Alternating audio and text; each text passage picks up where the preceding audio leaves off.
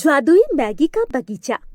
रामपुर नाम के गांव में हरी, उसकी बीवी रीतू और उसकी बेटी ज्योति बेटा पिंटू के साथ रहा करता था।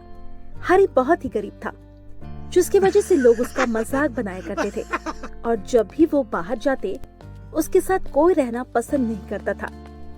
लेकिन हरी अपनी बीवी बच्चों से बहुत प्यार करता था और उसके लिए कुछ भी करने के लिए तैयार हो जाता था। ऋतु घर चलाने के लिए सेठ के यहाँ झाड़ू पोछा का काम करती है और हरी मेहनत मजदूरी करता है। ऐसे ही कुछ दिन बाद, आज मैं अपनी बच्चों के लिए मैगी बनाऊंगी क्योंकि आज मुझे सेठ ने पूरे महीने की पगार जो दी है।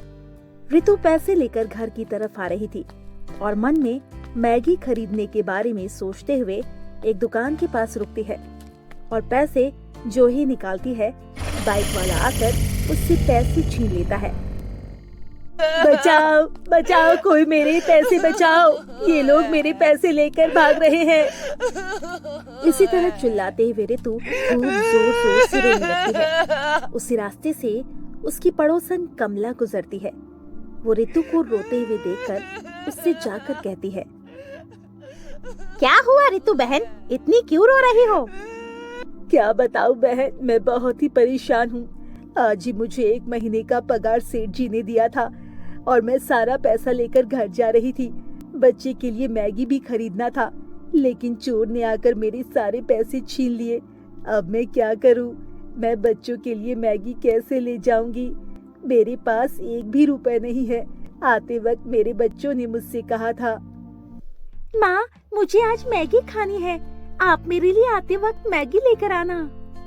हाँ माँ, मुझे भी मैगी खाना है, मेरा भी मन सुबह से मैगी खाने को कर रहा है। हाँ, आज मैं तुम सबको मैगी खिलाऊंगी। आज मैं तुम सबके लिए मैगी लेकर आऊंगी क्योंकि मुझे आज 1 महीने का पगार मिलेगा। माँ, मेरे लिए साथ में मैगी का पैकेट लेकर आना। हाँ, 7 मैगी के पैकेट खाती है, 2 तो ढंग से खा ही नहीं पाती और 7 कैसे खा लेगी? अब तुम ही बताओ कमला बहन, मैं बच्चों के लिए मैगी कैसे ले जाऊंगी? और मेरे पति भी मजदूरी करने के लिए दूसरे गांव गए हैं। वो 1 महीने से घर नहीं आए हैं। अब तुम ही बताओ मैं क्या करूं? देखो बहन, रोने से कुछ नहीं होगा। मेरे साथ भी एक बार ऐसा ही हुआ था।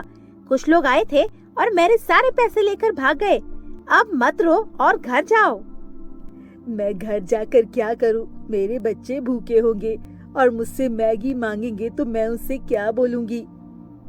फिर तुम एक काम करो, वहाँ नदी के पास एक गुफा है जिसमें एक साधु बाबा बैठते हैं।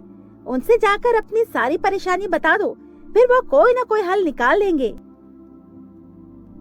ऋतु रोते हुए इस गुफा की तरफ जाने लगती है। कुछ दूर जाने के बाद वो गुफा आ जाता है। ऋतु उस गुफा के अंदर जैसे ही जाती है तो एक साधु बाबा को देखती है जो तपस्या में लीन होते हैं। ऋतु वहाँ बैठकर वो बाबा से अपनी सारी परेशानी बता देती है। उसके सारी परेशानी सुनने के बाद साधु बाबा अपना आँख खोलते ही ऋतु से बोलते हैं, क्या हुआ पुत्री, तुम इतनी परेशान क्यों हो? बाबा मैं बहुत गरीब हूँ। मैं मेहनत मजदूरी कर अपने और अपने बच्चों का पेट पालती हूँ। मैं सेठ के यहाँ घर में झाड़ू पोछा का काम करती हूँ। उन्होंने आज मुझे 1 महीने का पगार दिया था, जिससे मैं अपने बच्चों के लिए मैगी खरीदने के लिए दुकान के सामने गई ही थी कि चोर ने मेरे सारे पैसे ले लिए। अब मेरे बच्चे घर पर भूखे होंगे, मैं घर कैसे जाऊं? आप ही बताइए। सुनो बेटी, तुम चिंता मत करो। ये बीज अपने खेतों में बो देना और बोते समय तुम्हें जो चाहिए वो अपने मन में रखकर ये बीज बो देना।